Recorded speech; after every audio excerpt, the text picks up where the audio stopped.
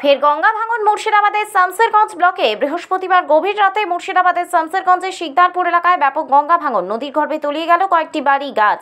যে কোনো মুহূর্তে তলিয়ে যেতে পারে নদীর তীরবর্তী এলাকার বেশ কয়েকটি বাড়ি। আতঙ্কে চোখের ঘুম উড়েছে স্থানীয় বাসিন্দাদের।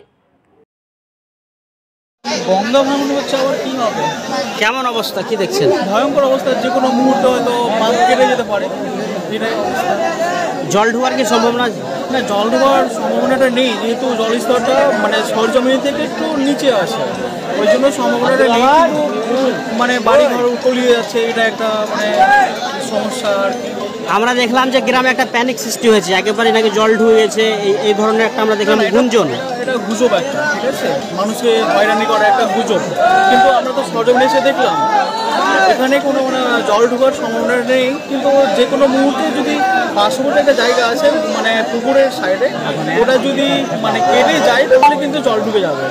আর এটা যে কোনো মুহূর্তে হয়তো হতে পারে, সম্ভাবনাটা খুব প্রবল। আপনার নাম? আমার নাম মাহমুদুল হাসান। কোথা থেকে আসছে? পার্শ্ববর্তী গ্রাম। শুনলেন আপনি? ঘর বাড়ি ভাঙাটাই দেখতে পাওয়া যাচ্ছে। আজকে বাড়ি পড়েছে? হ্যাঁ, বাড়ি পড়েছে। এখন এই যে এত মানে মানুষের দেখছি ভিড় লাগিয়ে দেখছে, তো মানে জল ঢুকবে কি ভাবছেন? জল ঢুকবে না, জল ঢুকবে না, এগুলো গুজব। গুজব।